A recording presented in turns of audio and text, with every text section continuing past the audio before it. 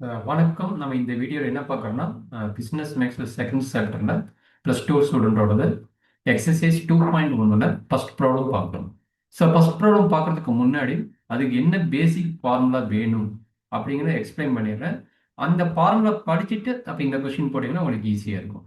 So first integration concept. அப்போ integral x power n into dx. இதுக்கு என்ன formula வரும்னா x power n plus one divided by n plus 1 plus c, comma இங்க எந்த n வந்து not equal to -1. இதுதான் first formula.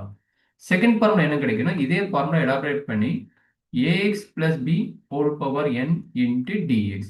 அப்போ இதுக்கு என்ன ஃபார்முலா வரும்னா ax plus b whole power n plus 1 divided by எக்ஸோட கோஎஃபிஷியன்ட் a இருக்குது. அதனால என்ன பண்ணிக்கணும்னா அதை டிவைட் எழுதிட்டு இன்ட்டு n plus 1 போட்டுக்கணும் பிளஸ் சின்னு போட்டுக்கணும். இதுதான் இந்த ரெண்டு ஃபார்முலா. இப்போ இந்த ரெண்டு ஃபார்முலா பேஸ் பண்ணிட்டு இப்போ உங்களுடைய எக்ஸசைஸ்ல ஃபர்ஸ்ட் கொஸ்டின் எப்படி சால்வ் பண்ணலாம் அப்படின்னு கேட்கலாங்க. அப்போ எப்படி பண்ணலாம், அதாவது எப்படி இன்டெகிரல் பண்றாங்க அப்படின்னு சொல்லி ஃபர்ஸ்ட் கொஸ்டின் கேட்குறாங்க. ஸோ எப்பயுமே பார்த்தீங்கன்னா இன்டெகிரேஷன் ப்ராப்ளம் எடுக்கும்போது அவன் கொடுக்கறது இன்டெகிரேட் சொல்லி கெட்டிங் கொடுத்துருப்பான். அப்போ ஐ ஈக்குவல் சொல்லிட்டு இன்டெகிரல் சொல்லிட்டு root of 3x plus 5 into dxன்னு எழுதிங்க. சரிங்களா?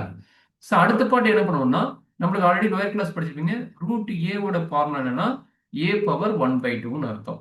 அப்போ இங்க ரூட்னு வரனால நம்ம அதை என்ன எழுத போறோம்னா ரூட்டை நம்ம மூவ் பண்ணிட்டு பவர்ல எழுத போறோம். 3x plus 5 whole power 1/2 into dx.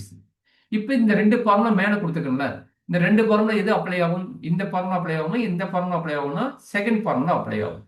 அப்போ இங்க எழுதிக்கிங்க. இங்க ஏவோட வேல்யூ என்ன அப்படின்னா இங்க ஏ இங்க இருக்கிற இடத்துல இங்க 3 இருக்குது. அப்ப சைடுல எழுதிக்கோங்க. ஏ வந்து என்ன 3.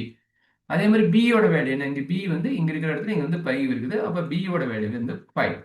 அடுத்தது என்ன, பவர் n. என்னோட வேல்யூ என்ன, n ஈக்குவல் டு 1/2. சரிங்களா? அப்ப இந்த கொஸ்டின் நம்ம எப்படி ஃபார்முலா எழுதுறது அப்படின்னா ஜஸ்ட் ஃபார்முலா எழுதிக்கங்க. என்ன ஃபார்முலா, இதான் நம்மளோட ஃபார்முலா. அப்ப அந்த ஃபார்முலா இங்க என்ட்ரி பண்ணிக்கோங்க. ax plus b whole power n plus 1 divided by a into n plus 1 plus c. சரிங்களா? அப்ப இங்க நம்ம என்ன எழுதிக்கணுமோ இந்த வேல்யூ சப்மிட் பண்ணிருங்க. a3 b5 n வந்து 1/2 எல்லா வேலையும் இங்க சப்மிட் பண்ணிருங்க.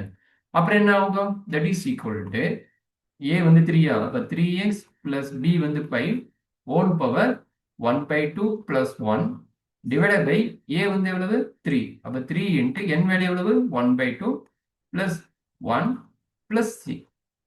இப்போ வந்து இதை வந்து நம்ம 1/2ன்னு இருக்கிற பவர்ல அது எல்சிஎம் எடுத்து சிம்பிளிஃபை பண்ணணும். அப்போ என்ன ஆகும் 3x plus 5, அதாவது எல்சிஎம்னா கிராஸ் மல்டிப்ளை. அப்போ 1 plus 2 டிவைட் பை 2 பவர்ல சேம் ஐடியா 3 இன்ட்டு இங்கே என்ன ஆகும் 1 plus 2 டிவைட் பை 2ன்னு வரும். ஓகேங்களா? பிளஸ் சி இருக்குது, பிளஸ் சி போட்டுக்குங்க.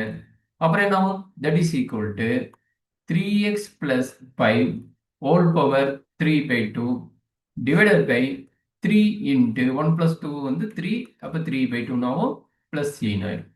சரிங்களா? இப்போ இந்த 2 என்ன ஆகும்னா இந்த 2 வந்து நியூமரேட்டருக்கு போயிடும். ஏன்னா டினாமினேட்டர் நியூமரேட்டர். அப்போ நியூமரேட்டர் வரும். அப்போ 2 into 3x plus 5 whole power 3/2. 3 into 3 எவ்வளவு 9. அப்போ டிவைட் பை 9 பிளஸ் சி. இதுதான் இந்த ஃபர்ஸ்ட் கொஸ்டினோட ஆன்சர். ஸோ நம்ம எப்பயுமே ஒரு ப்ராப்ளம் சால்வ் பண்ணுறதுக்கு முன்னாடி அது ஃபார்முலா என்னன்னு எழுதிட்டு அதுக்கப்புறம் 1/1 ஸ்டெப்பாக போட்டிங்கன்னா உங்களுக்கு ஆன்சர் வந்துடும். Okay, so thank you.